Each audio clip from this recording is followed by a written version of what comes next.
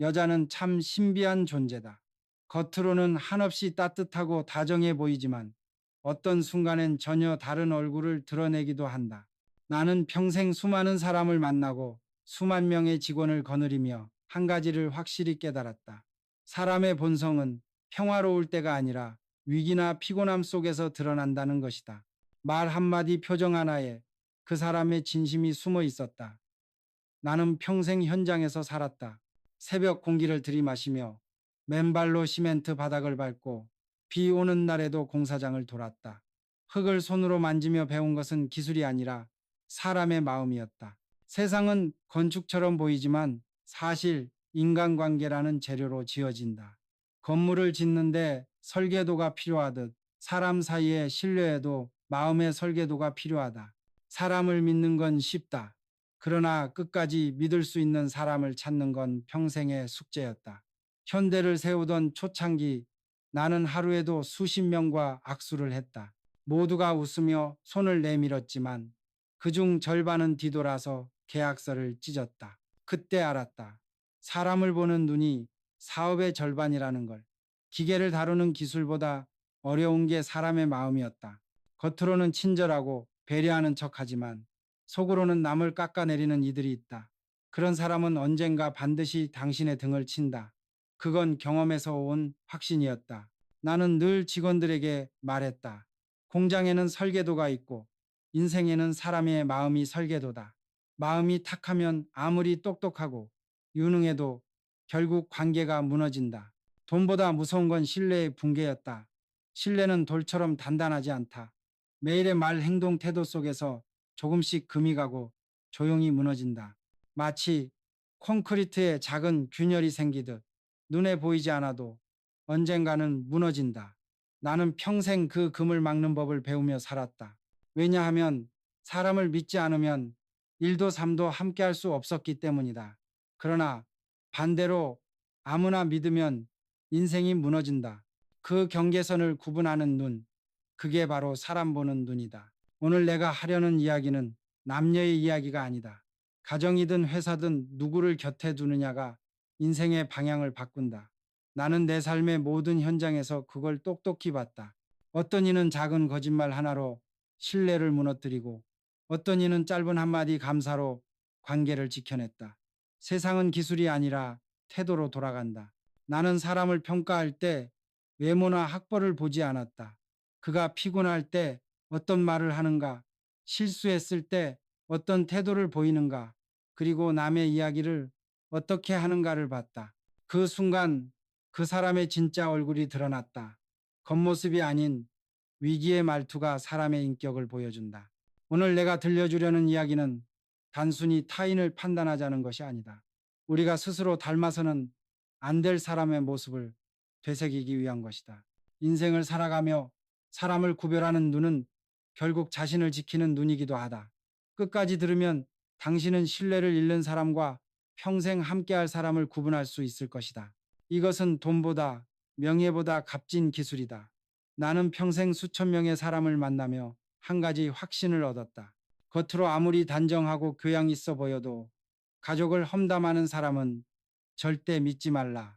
그건 단순한 말의 문제가 아니다. 그것은 마음의 뿌리에서부터 신뢰가 썩어 있는 증거다. 울산 조선소를 막 세우던 시절이었다.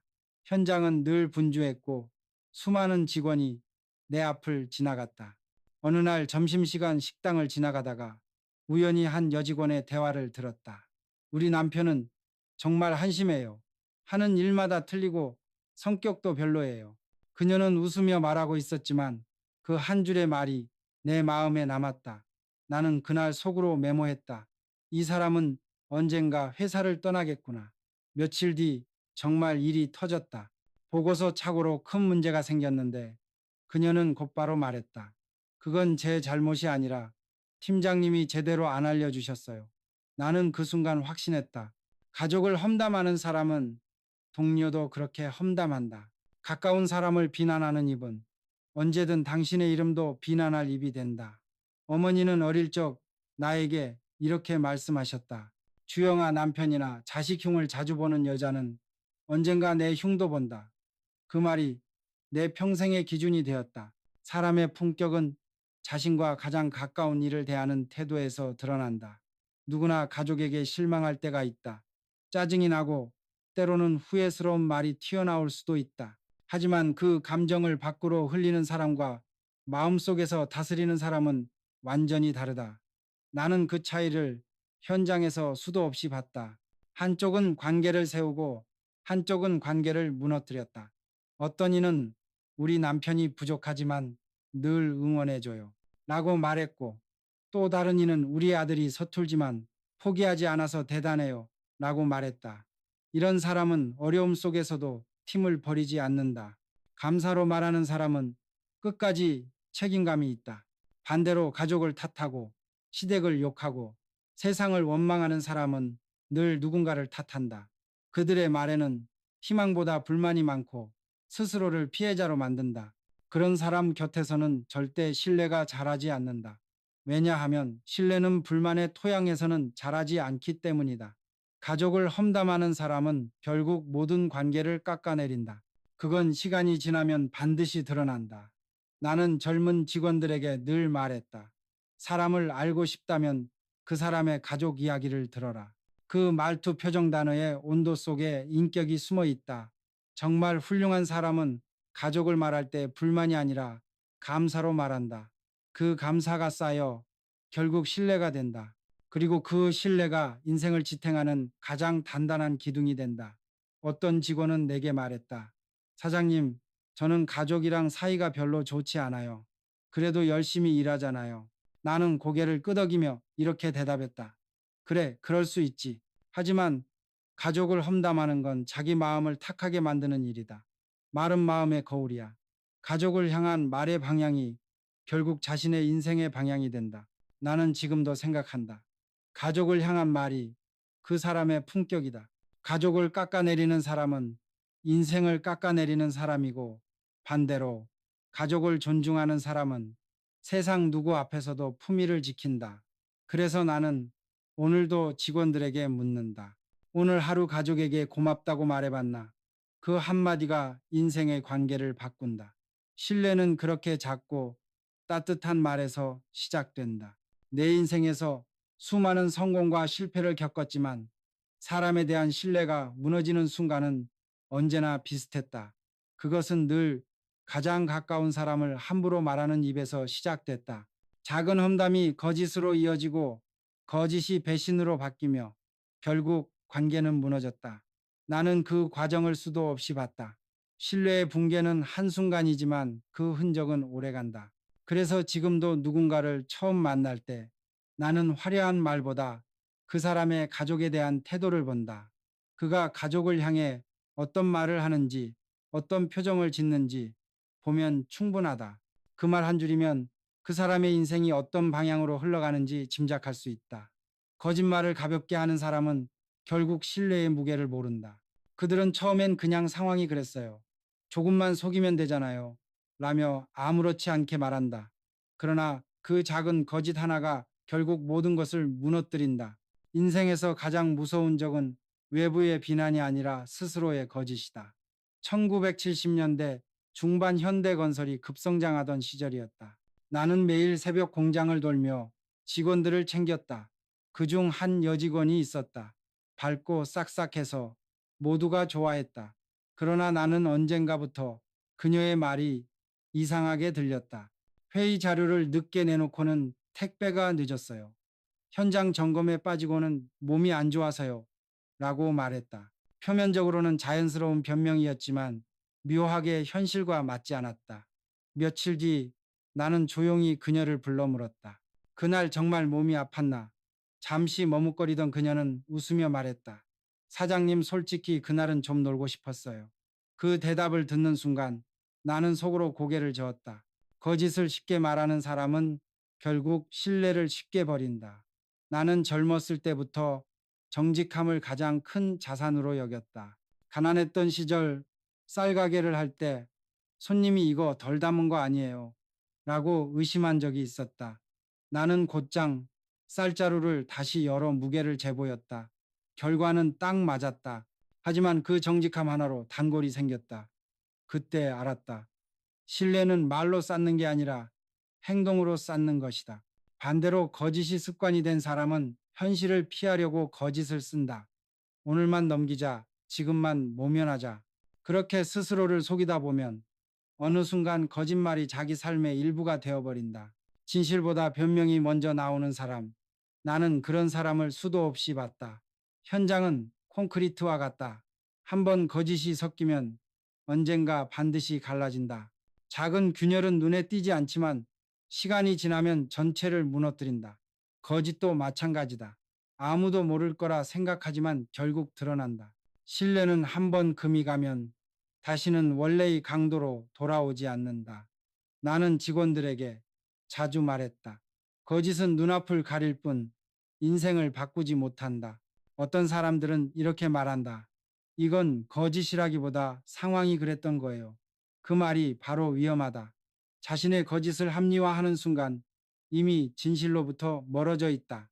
그 한 문장이 조직의 신뢰를 무너뜨리고 자신의 인생을 흔든다.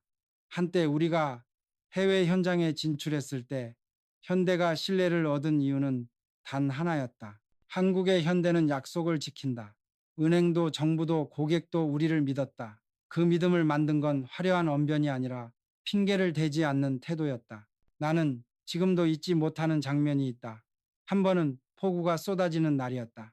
철근 납품이 늦어지자 거래처는 비가 와서요 라고 했다.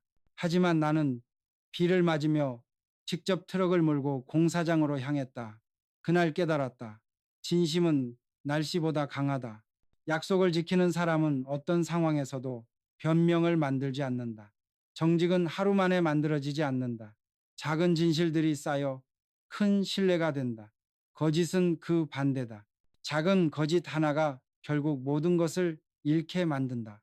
세상은 종종 정직한 사람을 이용한다. 하지만 끝내는 그 정직한 사람에게 돌아간다. 경제학자 로버트 엑설로드는 협력 이론에서 이렇게 말했다. 가장 성공적인 전략은 신뢰에 기반한 상호적 정직함이다.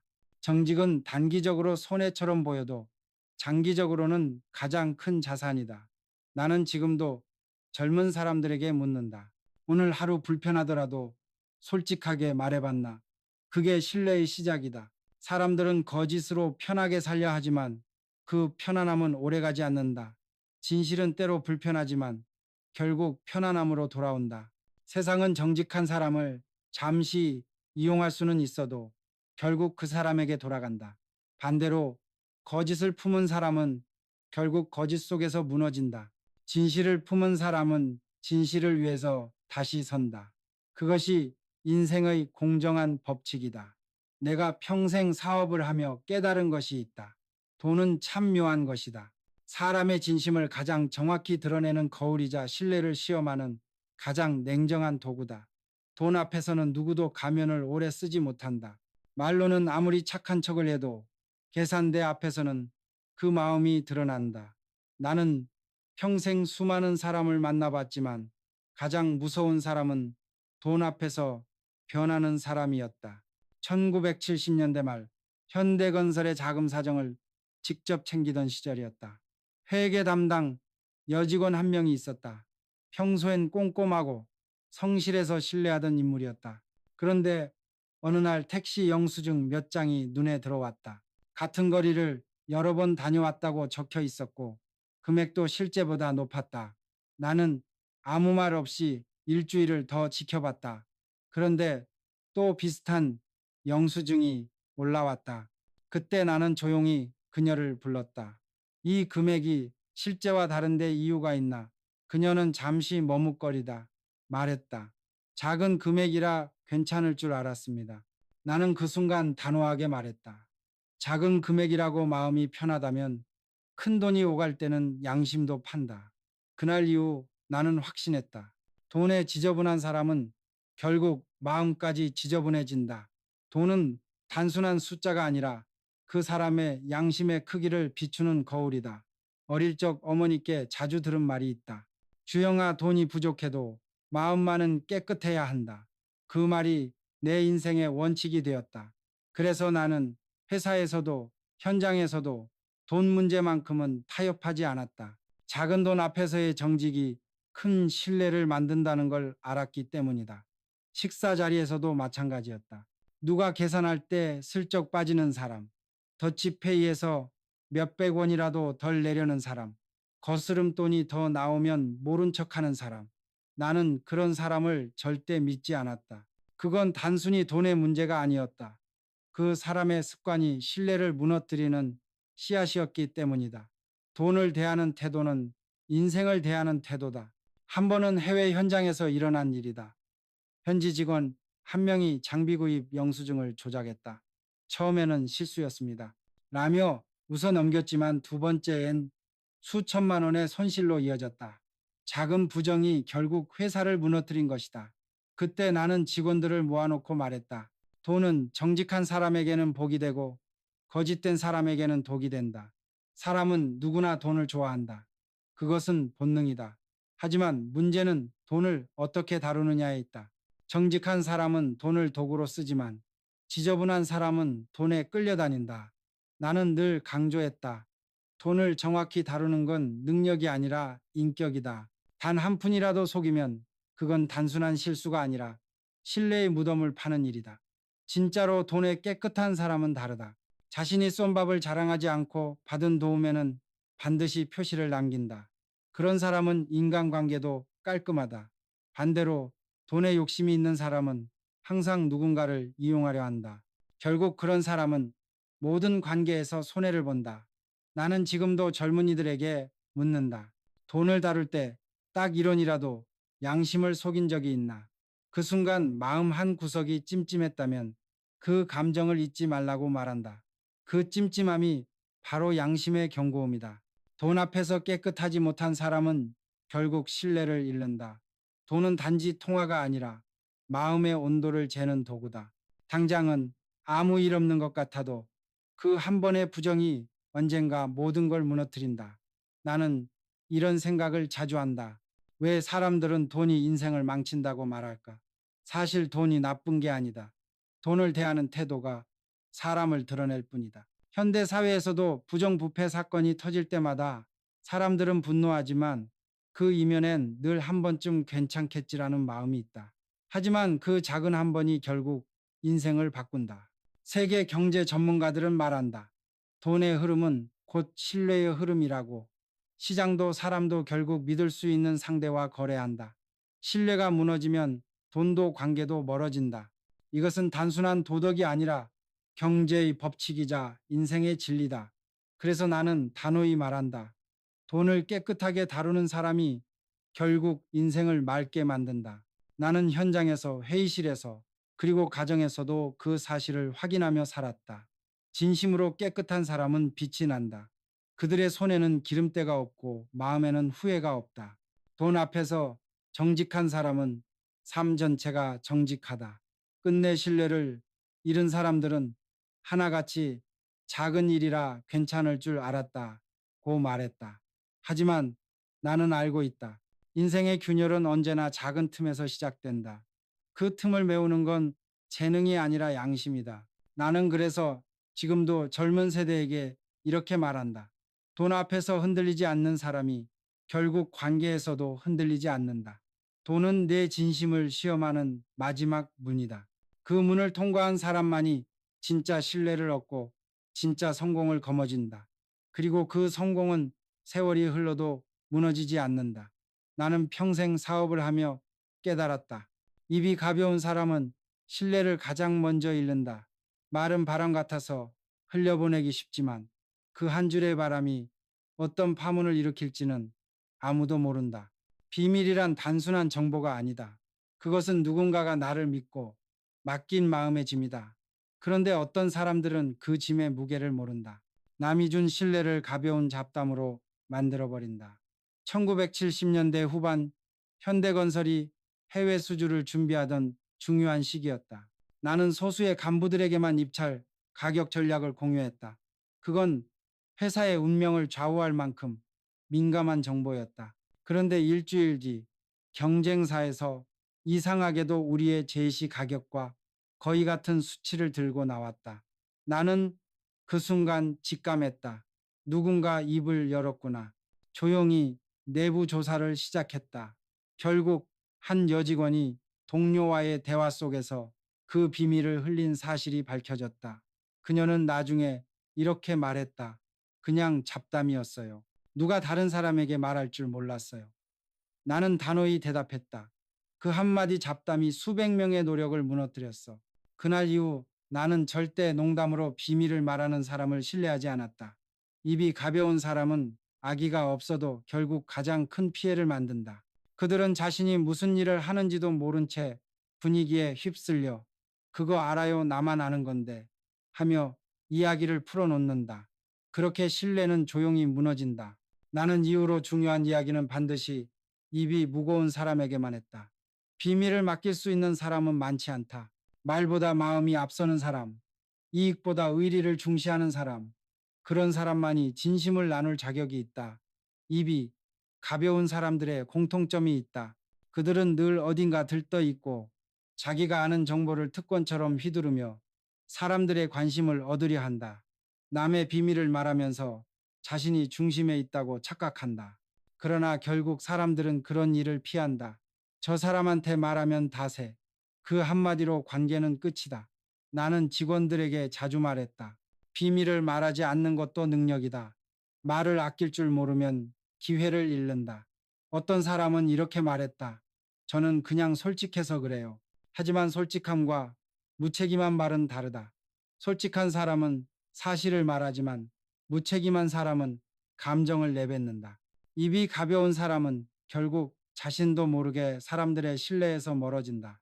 그들은 남의 이야기를 하며 즐거워하지만 정작 자신에 대한 신뢰는 점점 사라지고 있다는 걸 모른다. 말은 씨앗과 같다. 어떤 말은 꽃을 피우고 어떤 말은 잡초를 키운다. 결국 당신이 뿌린 말이 당신의 인간관계를 결정한다. 나는 지금도 생생히 기억한다. 해외 현장에서 한 직원이 내게 다가와 말했다. 사장님, 저 비밀 하나 알고 있어요. 그 말이 끝나기도 전에 나는 대답했다. 그럼 그건 더 이상 비밀이 아니네. 그 직원은 머쓱하게 웃었지만 그날 이후 나는 그 사람에게 다시는 중요한 일을 맡기지 않았다. 말은 한번 나가면 돌아오지 않는다. 그것은 화살과 같고 동시에 당신의 무게를 대신한다. 입이 가벼운 사람은 결국 신뢰를 가볍게 여기는 사람이다. 비밀을 지킨다는 것은 단순한 예의가 아니다. 그것은 사람으로서의 품격이다. 오늘날에도 이 원칙은 변하지 않는다.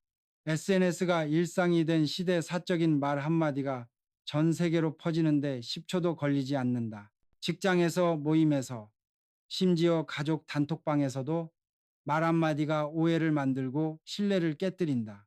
심리학자들이 말하길 비밀을 지킬 수 있는 사람은 자기 통제력이 강하고 타인의 감정을 존중하는 사람이다. 그만큼 신뢰의 핵심은 입의 무게에 달려 있다.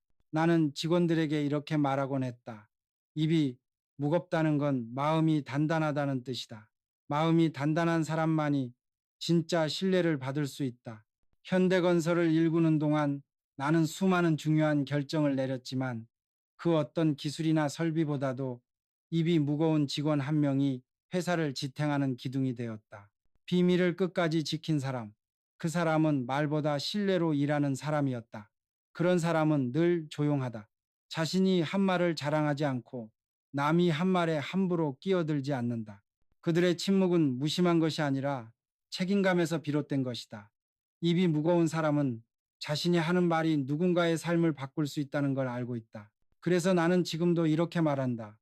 비밀을 끝까지 지켜본 사람만이 진짜 신뢰를 받을 자격이 있다. 그건 세월이 지나도 변하지 않는 법칙이다. 나는 평생 수많은 사람을 가르치고 꾸짖으며 한 가지를 확신했다. 지적을 받으면 화내는 사람은 절대 성장하지 않는다. 사람은 누구나 실수를 한다. 하지만 그 실수를 대하는 태도는 각자 다르다. 어떤 사람은 고개를 숙이고 감사합니다. 다음엔 고치겠습니다. 라고 말하고 또 어떤 사람은 왜 저만 뭐라고 하세요라며 얼굴을 붉힌다. 그 두 사람의 차이는 단순히 성격이 아니라 삶을 대하는 자세의 차이였다. 1980년대 초 현대건설이 급성장하던 시절이었다. 한 번은 현장 서류 정리가 엉망이 되어 큰 혼선이 생겼다. 나는 담당 여직원을 불러 말했다. 이건 이렇게 정리하면 안 되지. 다음엔 순서를 명확히 해. 그런데 그녀는 냉정하게 대답했다. 다른 사람들도 다 이렇게 합니다. 왜 저만 문제 삼으세요? 그 한마디에 나는 속으로 고개를 저었다. 그녀는 잘못을 고치기보다 책임을 피하려 했다. 그 후에도 그녀는 같은 실수를 반복했다. 그때 나는 다시 한번 깨달았다. 지적을 받아들이지 못하는 사람은 결국 그 자리에서 멈춘다. 성장은 언제나 불편함 속에서 일어난다. 지적을 들을 때 부끄럽고 자존심이 상해도 그 순간을 넘기면 발전이 시작된다. 나는 젊은 시절 수없이 지적을 받았다. 현대 초창기에 기술 고문으로 계시던 한 선배가 내게 말했다. 정 사장 추진력은 좋은데 세부 관리가 엉망이요. 그 말이 얼마나 자존심을 상하게 했는지 모른다. 그러나 나는 그날 밤 내내 도면을 붙잡고 다시 검토했다. 다음 현장부터는 단 한 번도 서류 문제로 지적받지 않았다. 그때 알았다. 지적은 나를 성장시키는 가장 값싼 선물이라는 걸. 반면 지적을 받으면 화내는 사람은 그 선물을 거절한다. 그들은 항상 말한다. 제가 뭘 그렇게 잘못했어요. 다른 사람도 마찬가지잖아요. 그 말 속에는 겸손이 없다. 그들은 배우지 않으려 하고 결국 주변의 신뢰를 잃는다. 나는 직원들에게 자주 말했다. 화내는 건 본능이지만 그 본능을 이기는 사람이 프로다. 현장은 냉정하다. 감정으로 일하면 반드시 사고가 난다. 지적을 들었을 때 감정을 앞세우면 그 순간 배움의 문이 닫힌다. 진짜 강한 사람은 지적을 들을 때 웃을 수 있는 사람이다. 그건 단순한 예의가 아니라 자신을 더 단단하게 만드는 훈련이다. 그리고 무엇보다 중요한 건 지적을 하는 사람의 마음을 이해하는 것이다. 나도 사람이다. 굳이 불편한 말을 하고 싶지 않다. 그럼에도 누군가를 지적한다는 건 아직 그 사람을 포기하지 않았다는 뜻이다. 나는 그래서 직원들에게 이렇게 말했다. 지적받을 때 화내지 마라. 그건 누군가가 널 여전히 믿고 있다는 증거다. 나는 수많은 현장을 돌며 이런 장면을 많이 봤다. 어떤 사람은 지적을 들으면 얼굴이 굳고 어떤 사람은 고개를 끄덕이며 웃었다. 세월이 지나면 결과는 명확했다. 웃던 사람은 승진했고 화내던 사람은 사라졌다. 이건 단지 직장 이야기만이 아니다. 가정에서도 인간관계에서도 똑같다. 배우자나 자녀가 당신에게 조언할 때 그 말에 귀를 닫는다면 관계는 멀어진다. 가족이나 친구가 내 단점을 짚을 때 그걸 사랑의 표현으로 받아들일 수 있다면 이미 마음의 성숙이 시작된 것이다. 심리학에서는 이것을 성장 마인드셋, 그로스 마인셋이라고 한다. 미국의 심리학자 캐롤 드웩은 비판을 배움의 기회로 받아들이는 사람은 실패를 통해 성장한다고 했다. 반대로 방어적으로 반응하는 사람은 발전 대신 변명 속에 머무른다. 내 경험도 다르지 않았다.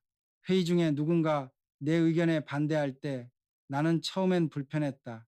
그러나 어느 날 깨달았다. 나에게 반대할 사람이 없다는 건 더 이상 나를 믿는 사람이 없다는 뜻이었다. 그때부터 나는 회의석상에서 틀렸을 수도 있어요. 여러분 생각은 어때요? 라고 묻기 시작했다. 신기하게도 그때부터 팀의 분위기가 바뀌었다. 사람들은 자유롭게 의견을 내기 시작했고 일의 질이 달라졌다. 지적은 나를 향한 공격이 아니다. 그것은 세상이 나에게 보내는 성장의 신호다. 그 신호를 무시한 사람은 평생 제자리에서 돈다. 하지만 그 신호를 받아들인 사람은 결국 남들과 다른 길을 걷게 된다. 나는 오늘도 후배들에게 이렇게 말한다. 화를 참으면 발전이 남고 화를 내면 후회가 남는다. 결국 성장과 실패의 갈림길은 기술이 아니라 태도다. 배움의 문을 닫는 건 타인의 말이 아니라 그 말을 받아들이지 못한 내 자존심이다. 인생은 날마다 나를 단련시키는 현장이다. 그 현장에서 웃으며 배울 수 있는 사람, 그 사람이 결국 신뢰받고 성장한다. 나는 평생 사람을 눈으로만 보지 않았다. 그 사람 곁에 있을 때 내 마음이 어떤지 그걸 봤다. 편안한가 아니면 괜히 불안한가. 이상하게도 그 감정은 거의 틀리지 않았다. 좋은 사람 곁에서는 마음이 가볍고 따뜻해지고 나쁜 사람 곁에서는 이유 없이 불안해졌다. 1985년 현대건설의 한 현장에서 그런 일을 겪었다. 나는 거의 매일 공사장을 돌며 직원들을 챙겼다. 그중 한 여직원이 있었다. 늘 밝고 다정했다. 나를 볼 때마다 말했다. 사장님, 요즘 너무 무리하시는 것 같아요. 건강 괜찮으세요? 그녀의 말은 언제나 부드럽고 친절했다. 그런데 이상하게도 그녀와 대화를 나누고 나면 마음 한구석이 무겁게 가라앉았다.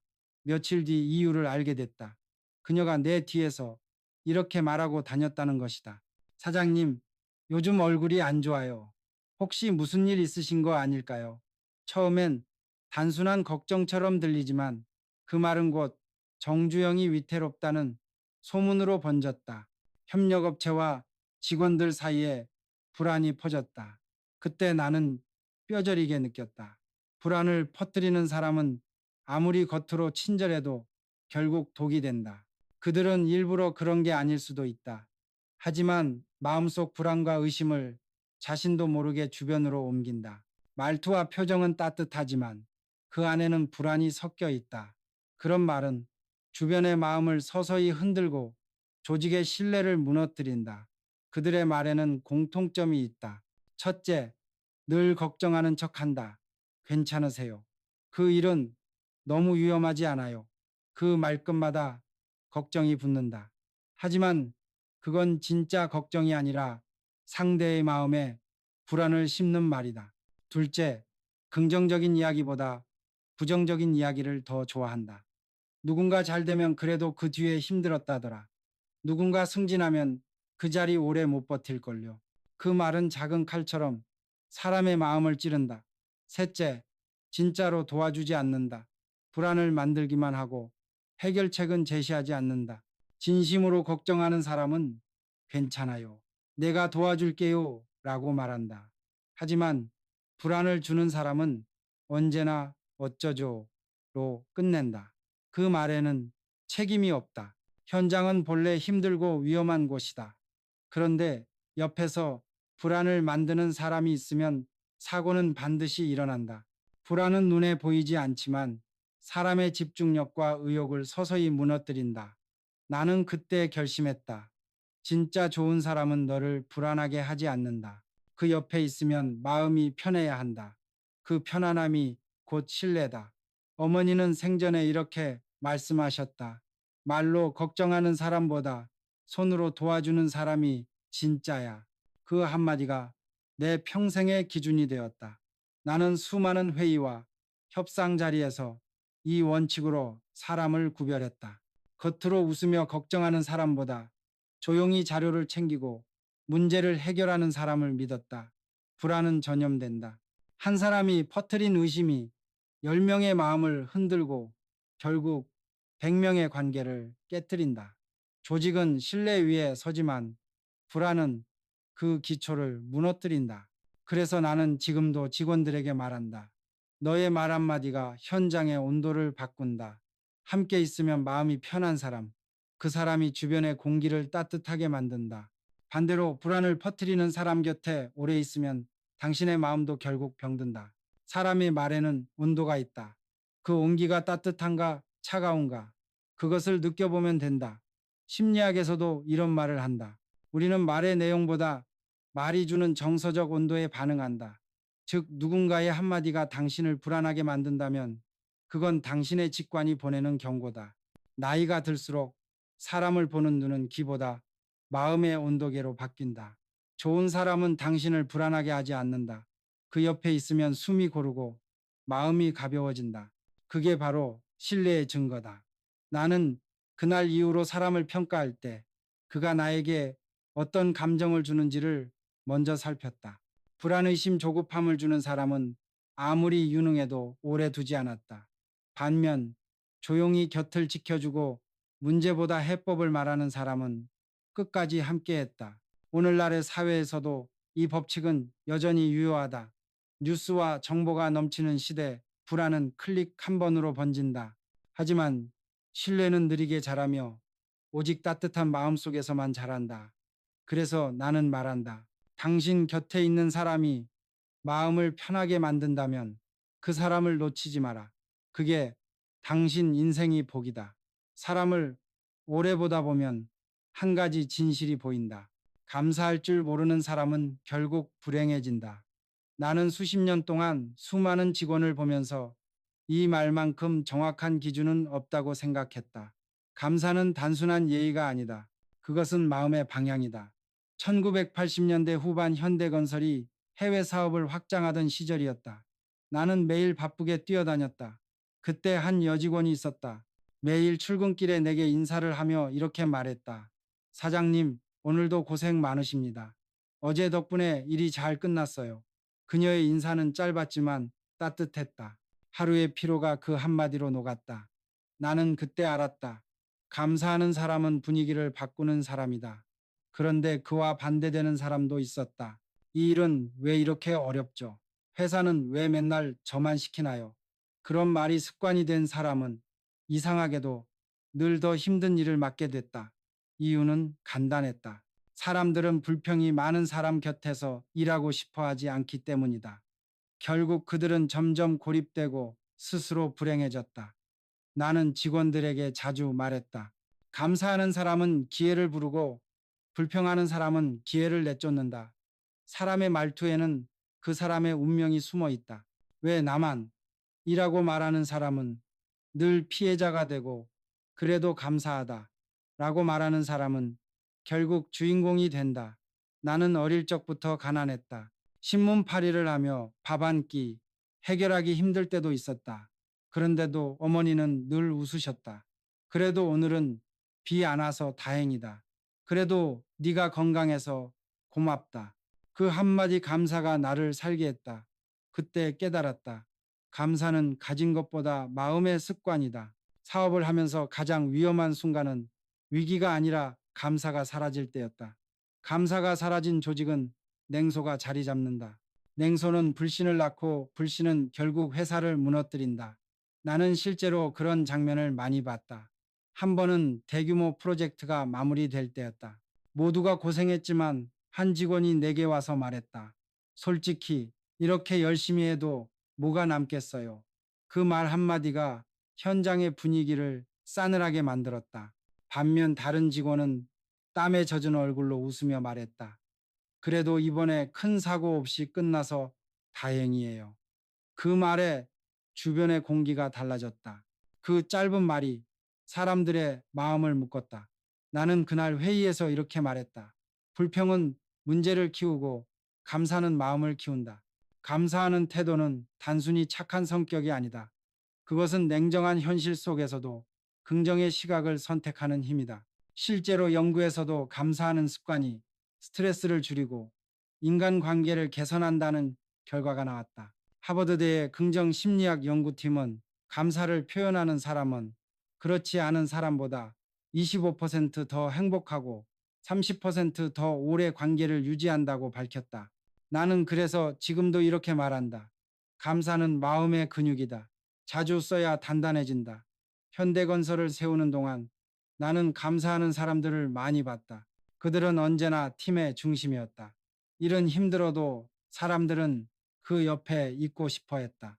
반대로 불평이 습관인 사람은 아무리 능력이 뛰어나도 팀을 무너뜨렸다. 감사하는 사람의 특징은 단순하다. 자신보다 남의 수고를 먼저 본다. 결과보다 과정을 귀하게 여긴다. 불만이 생겨도 먼저 그래도 로 문장을 시작한다. 그 한마디가 사람을 살린다. 그래도 건강하잖아. 그래도 같이 하니까 든든해요. 그 말 한 줄이 팀의 분위기를 바꾸고 관계의 방향을 바꾼다. 나는 가끔 생각한다. 인생이란 결국 감사와 불평 중 어느 쪽을 선택하느냐의 싸움이다. 돈과 명예 성공은 언젠가 사라지지만 감사의 마음은 끝까지 남는다. 그 마음이 있는 사람은 어떤 상황에서도 다시 일어선다. 지금도 내 귀에는 어머니의 목소리가 들린다. 감사할 줄 아는 사람은 절대 망하지 않는다. 그 말은 세월이 지나도 진리였다. 감사는 단순히 예의가 아니라 인생을 지탱하는 근력이다. 그래서 나는 오늘도 내 자신에게 묻는다. 오늘 나는 감사할 일을 말했는가? 그 대답이 예라면 그날은 이미 성공한 하루다. 나는 평생 수많은 사람을 보며 한 가지 법칙을 배웠다. 약한 사람에게 강한 사람은 언젠가 더 강한 세상 앞에서 무너진다. 그것은 시간이 지나면 반드시 드러나는 인생의 진리였다. 1970년대 초 현대건설이 급성장하던 시절이었다. 직원 수가 수천 명에 달했고 현장의 분위기 하나가 회사 전체를 바꿨다. 그때 나는 한 여직원을 눈여겨봤다. 윗사람에게는 항상 밝게 웃으며 사장님 수고 많으십니다. 라고 인사했다. 그러나 막내 사원이나 청소 아주머니에게는 말투가 달랐다. 이런 것도 제대로 못해요. 빨리 치워요. 사장님 오시잖아요. 나는 그 모습을 보고 속으로 생각했다. 저 사람은 언젠가 스스로를 무너뜨리겠구나. 그리고 내 예상은 틀리지 않았다. 그녀는 일은 잘했지만 사람들의 신뢰를 잃었고 결국 오래가지 못했다. 나는 그때 더욱 확신했다. 진짜 품격은 힘이 없는 사람을 어떻게 대하느냐에서 드러난다. 현장에서 일하는 기술자, 청소부, 경비 아저씨. 그분들이 없으면 공사도 회사도 존재할 수 없다. 그런데 어떤 사람들은 그걸 모른다. 나는 직원이니까, 나는 윗사람이니까. 이런 생각이 쌓이면 결국 교만이 된다. 내 아내는 생전에 자주 이런 말을 했다. 사람의 크기는 말투에서 보인다. 어려운 사람에게 따뜻하게 말할 줄 아는 사람이 진짜 품격 있는 사람이다. 그 말이 지금도 내 귀에 남아있다. 그래서 나는 직원들에게 늘 말했다. 누구에게든 같은 표정으로 인사할 수 있어야 한다. 한 번은 해외 현장에서 벌어진 일이었다. 현지 노동자가 실수로 장비를 망가뜨렸다. 그때 한 여직원이 그를 향해 소리쳤다. 이 나라 사람들은 왜 이렇게 무책임해요? 그 순간 나는 바로 그녀를 불렀다. 지금 자네가 한 말 한 문장으로 우리 회사의 신뢰가 무너진다. 그녀는 아무 말도 하지 못했다. 그리고 그 일을 계기로 나는 그녀를 다른 부서로 옮겼다. 그 후 현장의 분위기가 완전히 달라졌다. 세상은 공평하다. 약한 사람을 함부로 대했던 사람은 언젠가 더 강한 사람 앞에서 똑같이 대우받는다. 그게 인생의 순리다. 힘은 권리가 아니다. 힘이 있다는 건 책임을 져야 한다는 뜻이다. 나는 젊은 시절부터 줄곧 그렇게 배웠다. 부하 직원에게 함부로 소리치지 말고 항상 먼저 인사하고 누가 보든 안 보든 같은 태도를 가져라. 그게 바로 인간의 기본이라고 믿었다. 나는 지금도 회의 때마다 묻는다. 자네 오늘 누구에게 목소리를 높였나? 그 질문에 잠시 멈추고 생각하는 사람은 결국 성장한다. 왜냐하면 자기 목소리의 무게를 아는 사람은 마음의 무게를 아는 사람이기 때문이다. 현장은 냉정하지만 사람 사이에는 따뜻함이 필요하다. 그 따뜻함이 바로 신뢰의 시작이다. 아무리 능력이 뛰어나도 약자를 무시하는 사람, 곁에는 사람이 남지 않는다. 그리고 결국 아무리 높은 자리에 올라도 혼자 남는 순간이 찾아온다. 나는 직원들에게 늘 이렇게 말했다. 힘이 있다는 건 남을 눌러야 한다는 뜻이 아니라 함께 일어설 수 있게 도와야 한다는 뜻이다. 그게 진짜 리더의 태도다. 경제학에서도 심리적 자본, 사이콜로지컬 캐피털이라는 개념이 있다. 진정한 리더는 단순히 권력을 쥔 사람이 아니라 타인의 마음에 신뢰와 안정감을 심어주는 사람이다. 그 신뢰가 결국 조직의 성과를 높인다. 반대로 두려움과 압박으로 사람을 움직이는 리더는 처음엔 빠르게 성장하지만 결국 조직 전체가 지친다. 나는 수많은 회사를 지켜보며 느꼈다. 겉으로는 화려하게 성장했지만 내부의 존중이 사라진 조직은 오래가지 못했다. 반면 서로를 존중하는 조직은 위기가 와도 무너지지 않았다. 존중은 곧 생명력이다. 이 원칙은 가정에서도 똑같다. 배우자에게, 자녀에게, 나보다 약한 가족에게 따뜻하게 말할 줄 아는 사람이 결국 가정의 리더가 된다. 소리치지 않아도 꾸짖지 않아도 존중으로 말하는 한마디가 가족의 마음을 지탱한다. 나는 인생을 돌아보며 깨달았다. 사람을 대할 때 힘의 크기가 아니라 배려의 깊이가 그 사람의 품격을 결정한다. 강한 사람은 세상을 두려워하지 않지만 따뜻한 사람은 세상을 감동시킨다. 진짜 강한 사람은 힘이 없는 사람에게 미소를 줄 수 있는 사람이다. 그 한 미소가 그 사람의 인격을 보여준다. 그래서 나는 오늘도 이렇게 말한다. 힘이 클수록 말은 부드럽게, 위치가 높을수록 마음은 낮게. 그 자세가 결국 사람을 남기고 사람을 움직인다. 나는 평생 수많은 사람을 보며 배웠다. 겉과 속이 다른 사람은 결국 자기 자신에게 속는다. 사람은 누구나 어느 정도 가면을 쓴다. 사회생활을 하다 보면 예의라는 이름으로 감정을 숨기기도 하고 때로는 조직의 분위기를 위해 진심을 눌러야 할 때도 있다. 하지만 속과 겉이 완전히 다른 사람, 즉 이익을 위해 신뢰를 이용하는 사람은 차원이 다르다. 1980년대 초였다. 현대건설이 국내에서 이름을 알리던 무렵 나는 본사에 한 여직원을 두었다. 그녀는 항상 예의 바르고 보고서도 깔끔하게 정리했다. 윗사람에게는 사장님 존경합니다. 라며 공손했고 언제나 미소를 잃지 않았다. 하지만 내가 출장을 간 사이 그녀가 후배들에게 이렇게 말했다는 소식을 들었다.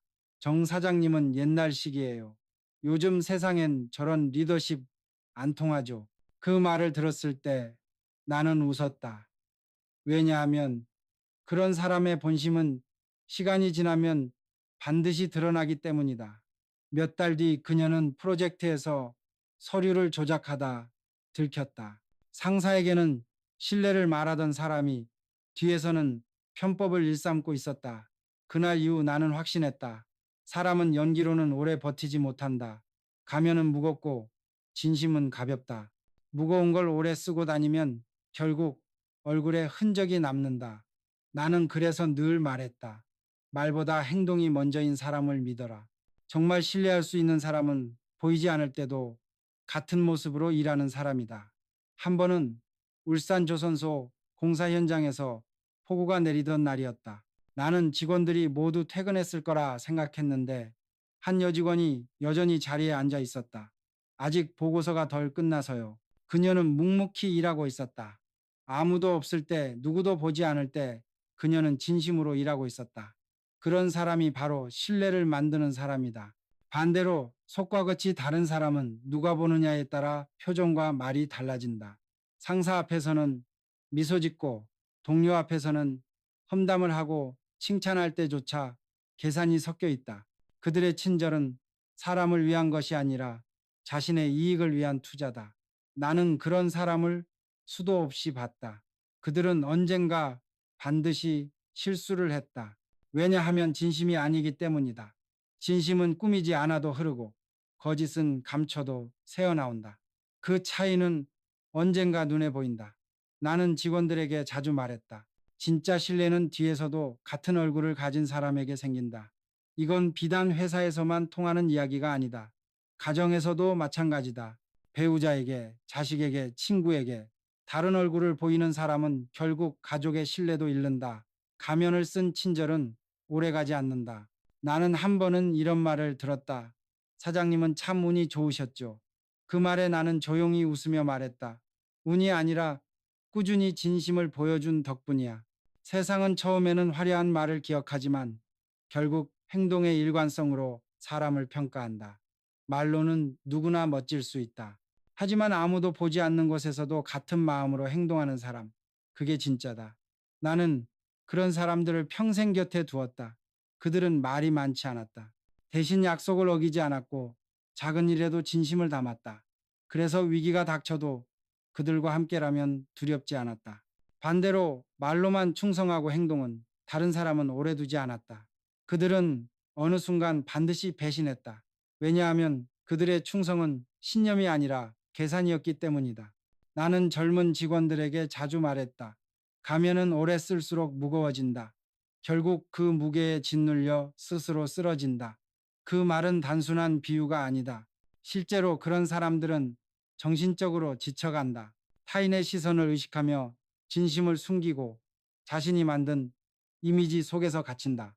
심리학에서도 이런 현상을 자기 불일치, 셀프 디스크레펜시라고 부른다.